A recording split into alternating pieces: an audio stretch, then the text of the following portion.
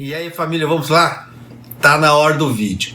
Olha só, tá? O Japão está considerando impor sanções econômicas contra as autoridades bielorrussas de alto escalão pelo papel de seu país na invasão da Ucrânia, né?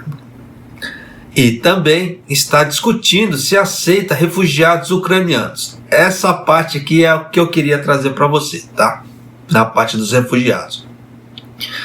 O primeiro-ministro Fumio Kishida considerou a Bielorrússia em uma reunião do dia 28 de fevereiro do Comitê do Orçamento da Câmara Alta e disse que o governo em breve decidirá se vai impor sanções. Não ficou claro quais funcionários da Bielorrússia seriam os alvos. Os Estados Unidos e as nações europeias anunciaram sanções contra os indivíduos e entidades da Bielorrússia devido à invasão russa. Kishida também criticou o presidente russo Vladimir Putin por anunciar que colocou as forças nucleares de seu país em alerta depois que o Ocidente impôs sanções econômicas contra Moscou. No caso das sanções, para quem acompanhou, foi assim, umas sanções meio pesadas, tá? Não estou falando que está errado, estou falando que foram sanções pesadas, porque isso aí vai limitar muito a parte financeira da Rússia, tá? Praticamente assim, grande parte do comércio, só que é mais voltado para o comércio doméstico, tá? Aquela parte do SWIFT, etc. Mas de qualquer maneira vai impactar pesadamente o Putin. Por mais que se fale, o Putin teve 10 anos para se preparar, ele fez um sistema interno dele ali contra o SWIFT. Sim, tá? Só que aquela velha história, é interno, tá? Então é aquela velha história. Para fora, como é que ele vai movimentar alguma coisa, né? Se vai ser só comércio interno ali.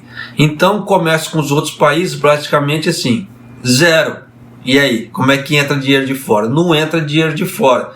E dinheiro que está ali dentro, chega uma hora que vai acabar, né? Da onde você tira, não repõe, você já sabe como é que é, né? Então, vida que se segue. Vai continuando aqui. Referir-se ao possível uso de armas nucleares é um ato perigoso que só irá desestabilizar ainda mais a situação, diz Kishida. Multidões de ucranianos fugiram principalmente para o oeste para escapar do ataque de grande escala que começou no dia 24 de fevereiro. O secretário-chefe Hirokazu Matsuno disse no dia 28 de fevereiro que o Japão dará uma resposta apropriada sobre a aceitação de refugiados da Ucrânia, bem como russos que enfrentam uma perseguição em sua terra natal para se opor, que se opõem à invasão. Aí eu vou levantar um ponto agora aqui com vocês, tá? O que você achar que está certo ou que está errado, escreva nos comentários, tá? As pessoas que vêm aqui para o Japão, tá? Claro que existem casos e casos, tá? Tem casos que são safadeza, tá? Tem casos que são sérios. Mas o Japão, para aceitar um refugiado, é complicado, tá? O Japão é um dos piores países do mundo para aceitar refugiados. Eles fazem uma investigação muito grande, uma devassa na vida da pessoa muito grande, antes de aceitar as pessoas como refugiado. Tem muitas pessoas que elas vêm para o Japão, elas veem o seguinte, vem para cá com visto turista, fica aqui, né, com visto turista, fica ilegal com visto de turista, aí depois quando a imigração prende e vai deportar, eles entram com pedido de asilo para poder ganhar tempo no Japão. Existem vários casos, isso é uma das brechas na legislação japonesa, tá? Então muita gente fala, japonês, mas não pode ficar fazendo esse tipo de coisa. As pessoas fazem, tá? Por isso que o Japão é muito rígido em determinadas situações. É a mesma coisa, o caso, tempos atrás saiu um caso de um brasileiro, né, que ele estava, entre aspas, processando o governo, a imigração, porque sofreu maus tratos.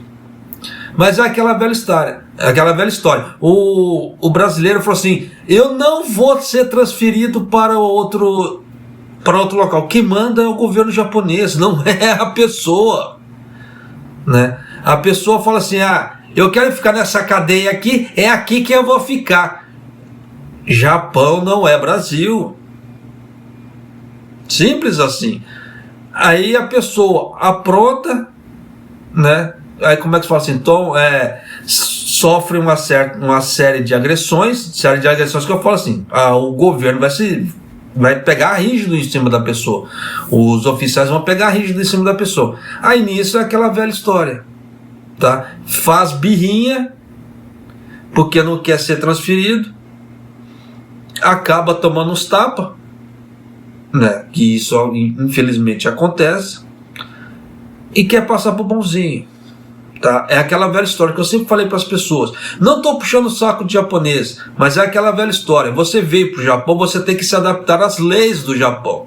Você tem que se adaptar aos costumes japoneses. Não é o Japão que tem que se adaptar às pessoas. Não é o Japão que tem que se adaptar ao modo de vida da pessoa, o que a pessoa quer. A partir da hora que a pessoa pisa aqui, ela está sujeita às leis do Japão. Então, se ela veio por livre e espontânea vontade para cá, ela tem que se sujeitar, porque basicamente se ela veio traficada para cá é outra situação, mas não foi o caso, tá? Então por isso que eu estou levantando bem esse ponto, mas vamos lá. Matsuno disse que o governo planeja conceder status de refugiado a expatriados ucranianos que vivem no Japão, que solicitam asilo e são qualificados para proteção. Claro que para isso existe uma série de critérios também. É a mesma coisa, igual eu recebi uma mensagem tempos atrás de uma pessoa querendo vir trabalhar para o Japão. É aquela velha história, o Japão tem vários tipos de vistos, os mais variados possíveis. Só que a pessoa tem que atingir o pré-requisito para aquilo.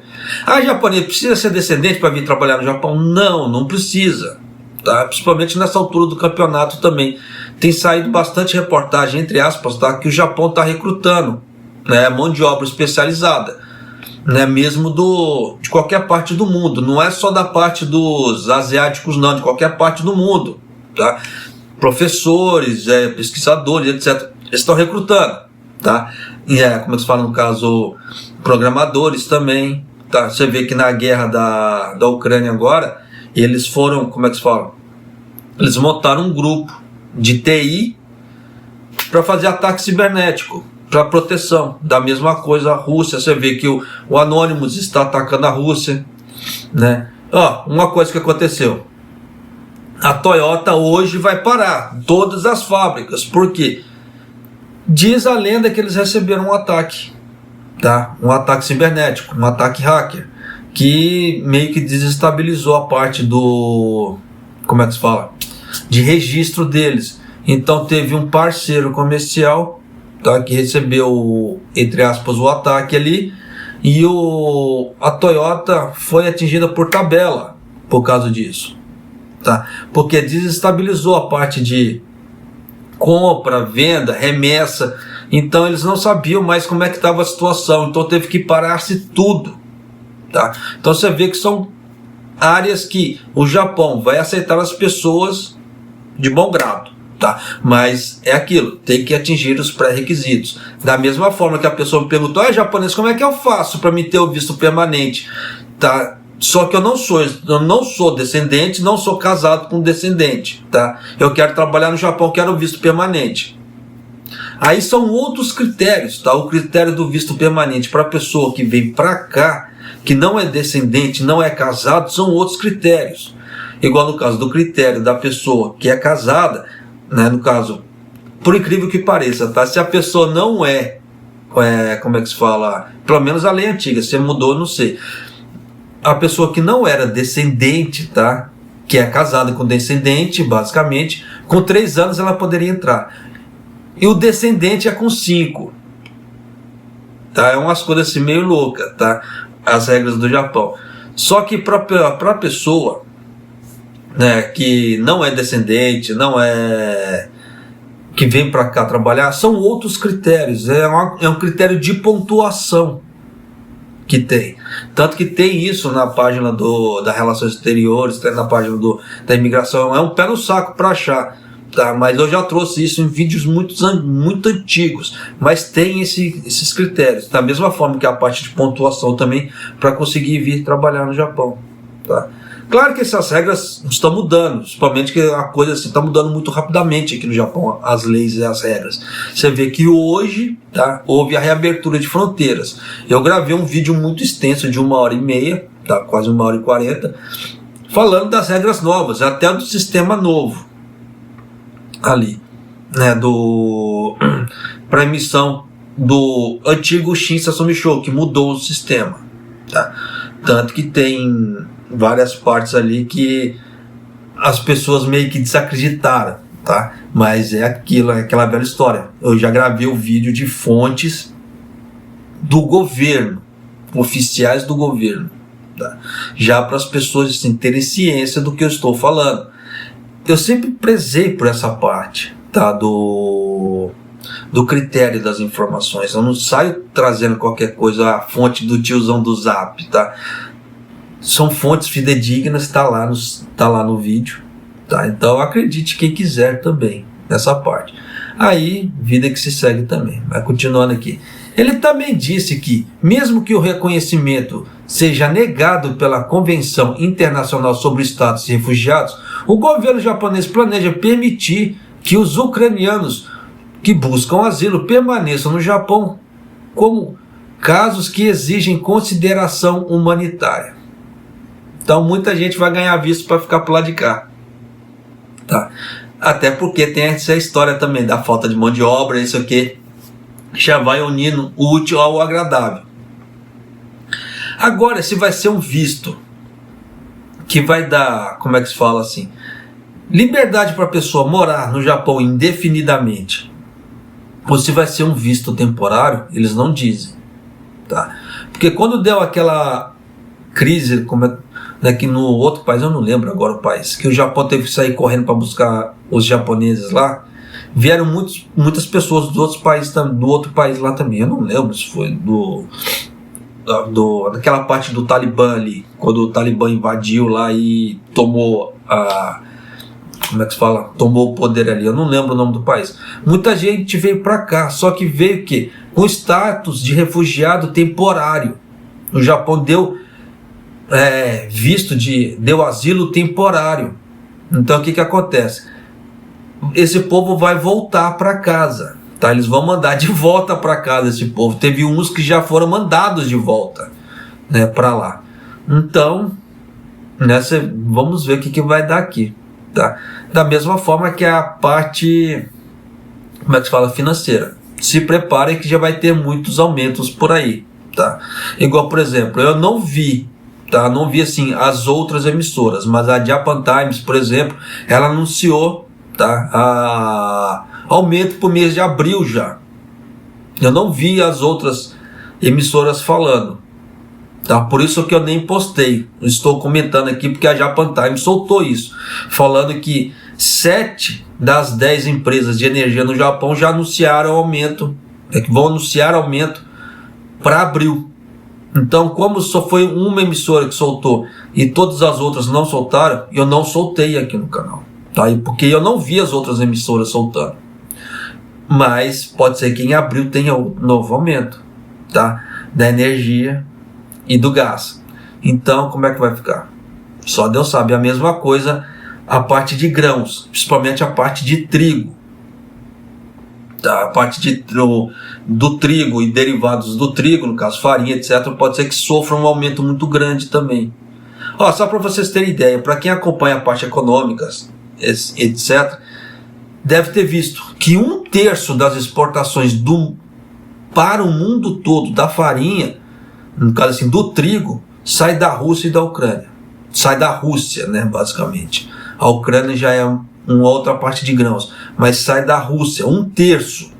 Então você vê que houve esse bloqueio, o que vai acontecer? Vai rodar menos farinha, vai rodar menos grãos, menos trigo. E nisso o que vai acontecer? Vai subir o preço, tá? Tanto que quando começaram os bloqueios da parte econômica russa, os commodities, no caso o commodity trigo, ele subiu 20% no mundo inteiro, tá? No caso das bolsas. Então já dá para você ter uma ideia que a coisa assim vai dar uma degringolada meio grande por aí. Então tome cuidado com o seu, como é que fala assim, com o seu orçamento, tá certo? Mas é isso aí, família. Um abraço, até o próximo vídeo e até mais.